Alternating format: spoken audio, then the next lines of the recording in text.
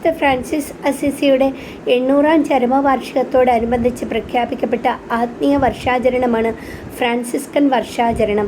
2026 ജനുവരി 10 മുതൽ 2027 ജനുവരി 10 വരെ നീണ്ടു നിൽക്കുന്ന ഈ ജൂബിലി വർഷാചരണത്തോടനുബന്ധിച്ച് വിശ്വാസികൾക്ക് പൂർണ്ണ ദണ്ഡവിമോചനം ലഭിക്കുന്നതിനുള്ള അവസരമായി തിരുസഭ പ്രഖ്യാപിച്ചിട്ടുണ്ട്.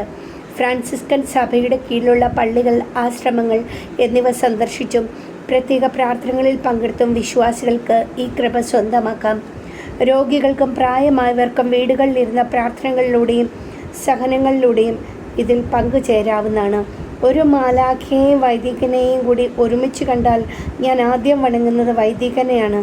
ഒരു വൈദികനാകാനുള്ള യോഗ്യത എനിക്കില്ല എന്ന് പറഞ്ഞുകൊണ്ട് മരണം വരെ വൈദികനാകാതെ വിശുദ്ധ ജീവിതം നയിച്ച ആളാണ് വിശുദ്ധ ഫ്രാൻസിസ് അസിസി.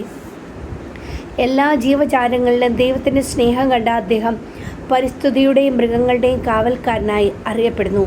അസിസിയിലെ ഒരു പ്രഭു കുടുംബത്തിൽ ജനിച്ച വിശുദ്ധ ക്ലാര വിശുദ്ധ ഫ്രാൻസിസിൻ്റെ പ്രബോധനങ്ങളിൽ ആകൃഷ്ടയായി സന്യാസ ജീവിതം സ്വീകരിച്ചു. സ്വന്തമായി ഒരു സന്യാസ നിയമം എഴുതിയുണ്ടാക്കിയ ആദ്യ വനിതയാണ് വിശുദ്ധ ക്ലാര. 1212 വിശുദ്ധ ക്ലാര സ്ത്രീകൾക്കായി സന്യാസിനി സമൂഹം സ്ഥാപിച്ചു.